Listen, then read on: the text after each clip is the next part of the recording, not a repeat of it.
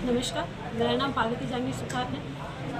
मैं युवा संसद भारत की चेयरपर्सन हूँ। आज मुकुंदगढ़ में आना हुआ, एक निजी कार्यक्रम में आना हुआ था, लेकिन जब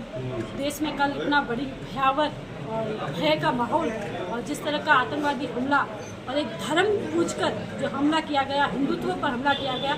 वो देखकर हर एक व्यक्ति, हर एक बच्चे की आंखों में आंसू है, डर है और उसको ये डर महसूस हो रहा है कि हमारे आसपास भी कहीं इस तरह की घटनाएं तो नहीं हो रही। उसको लेकर आज हमारे इस हनुमान मंदिर में हम लोग सब लोग एकत्रित हुए, हमारे बड़े, हमारे छोटे, हम सब लोग साथ में इसी विषय पर चर्चा कि हम हमारे देश में हमारे हिंदुत्व को कैसे बचा सकते हैं। हिंदुत्व एक धर्म नहीं है, हिंदुत्व एक जीवन शैली है कि किस तरह से मानवता के लिए इस धरती पर हम आए हैं, हमारा क्या लक्ष्य है, हमें किस तरह के साथ एकजुट होकर रहना है। लेकिन उस विचारधारा के साथ में रहते हुए भी जब हिंदुत्व पर हमला हो रहा है, सनातन पर हमला हो रहा है, तो हमें सोचने की बात है कि हमारे देश की सरकारें क्या कर रही है, हमारे देश के लोग किस दिशा में जा रहे हैं, किस तरह से हमें धर्मनिरपेक्षता की बार बार बताते हुए हमारे देश के न्यायालय हो, हमारे देश के पत्रकार हो या हमारे देश की मीडिया एकजुट होकर हमारे देश में हमने भगवान से प्रार्थना की कि जो हमारे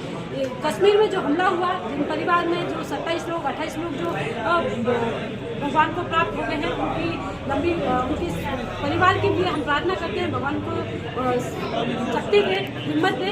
और हम सब लोग इसकी कड़ी निंदा करते हैं और सरकार से अपील करते हैं जो भी इसके खिलाफ है या जो इस हमले के हैं लोग, उनको पकड़ के उनकी भी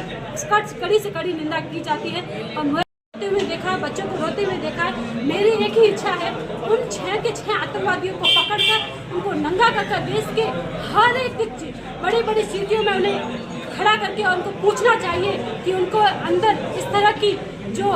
धर्म के